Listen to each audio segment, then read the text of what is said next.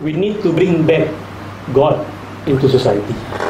Not because concept of God is important, it's to ensure a moral society, not only because of that. It's because we believe that God is truth.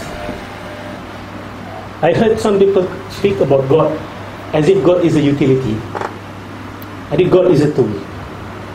You know, these people, they wouldn't do good in their private life, and they wouldn't stop doing bad things if they do not believe in God. So let us create an idea of God, a conception of God, so that they will protect themselves and they will protect the society. We're not talking about that. We're not talking about religion as an opium, as a utility. We want to talk about God because God is the truth. God is the foundation of reality. Everything comes from Him and everything will return to Him. It is the highest of all truth, and it must concern us. If it doesn't concern us, that means we have been caught up too much with our mundane and profane life, and that is not something progressive, and that is not the characteristics of a first world country.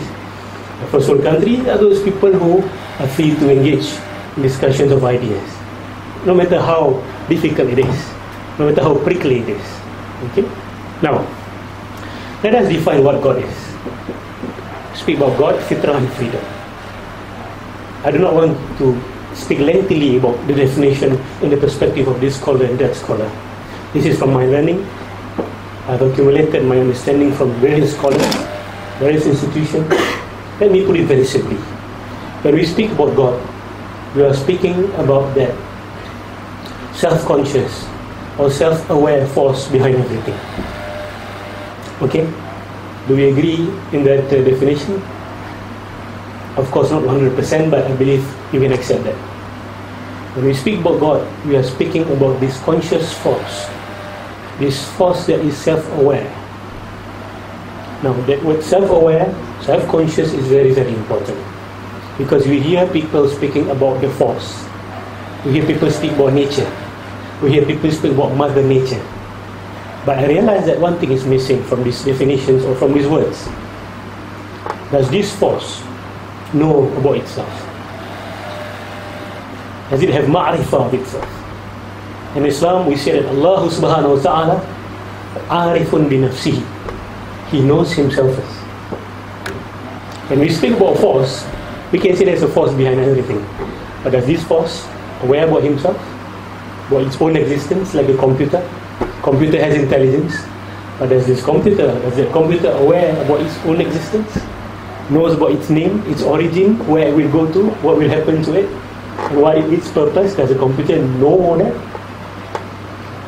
So when we speak about God, He is the force behind everything, and He possesses self-consciousness. In Arabic, it's called Al-Arif, can also be called as Al-Hayy.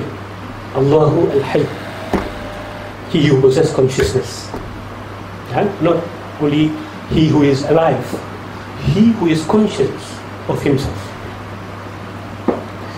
Now, the question about God in Islam is not about faith versus reason. We always hear this all the time. When you Google it, when you go to the internet, we speak about atheism against intelligent design or whatever it is, creationism. You will always find this dichotomy, which is reason versus faith.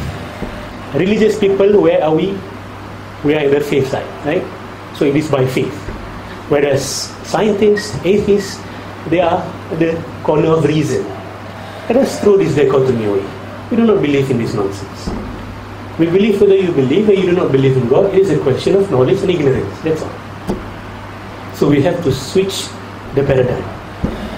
We have to switch the setting, and we have to turn the table. Do not fall into this trap of faith versus reason. It is ignorance versus knowledge. Or knowledge versus ignorance. And we believe that if you have knowledge, if you have proper knowledge, you will affirm the existence of God. And if you do not have knowledge, you will deny His existence. This is our belief. You can believe otherwise. No problem. I can say that you are wrong. You can say that I am wrong. We put the matters on the table and we talk about it. This is our proposal.